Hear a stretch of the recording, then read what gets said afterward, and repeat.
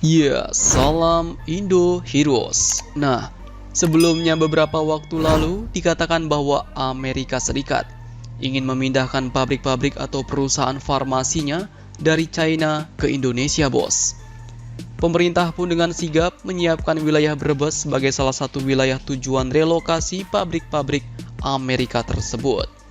Nah, berita terbarunya nih, dikutip dari beberapa sumber berita berikut, salah satunya financedetik.com. Dikatakan bahwa sejumlah investor asing yang ada di negara China pun juga berencana akan cabut alias hengkang dari negeri tirai bambu tersebut.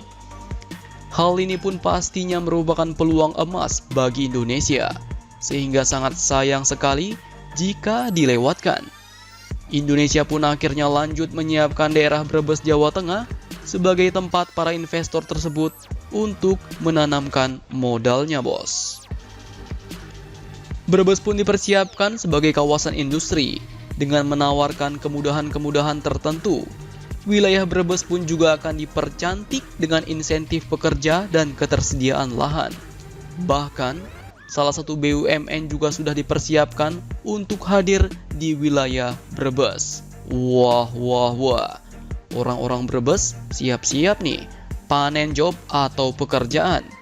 Dan pastinya nanti para pencari kerja akan berbondong-bondong untuk merantau ke Brebes. Menurut Menteri Koordinator Perekonomian yaitu Bapak Airlangga Hartarto mengatakan bahwa Brebes disiapkan karena salah satu yang diharapkan harganya kompetitif.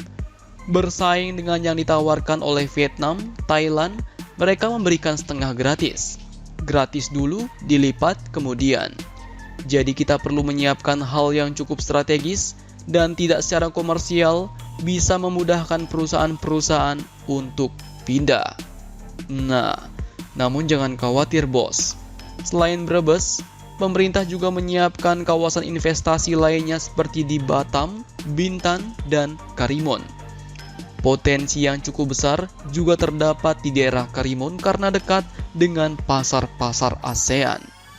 Airlangga yakin Indonesia bisa bersaing menggait perusahaan-perusahaan tersebut, sebab Indonesia memiliki kelebihan dengan adanya pasar domestik yang cukup besar.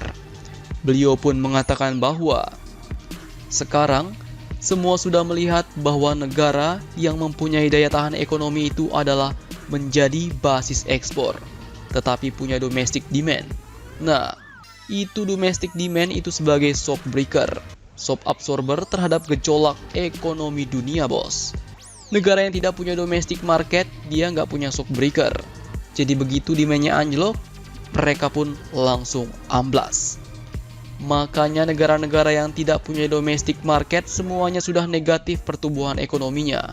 Hanya 3 negara yang pertumbuhannya masih positif, yaitu Indonesia, China, dan India. Nah, jadi bagaimana menurut kalian? Jangan lupa komentar dan subscribe. Salam Indo Heroes.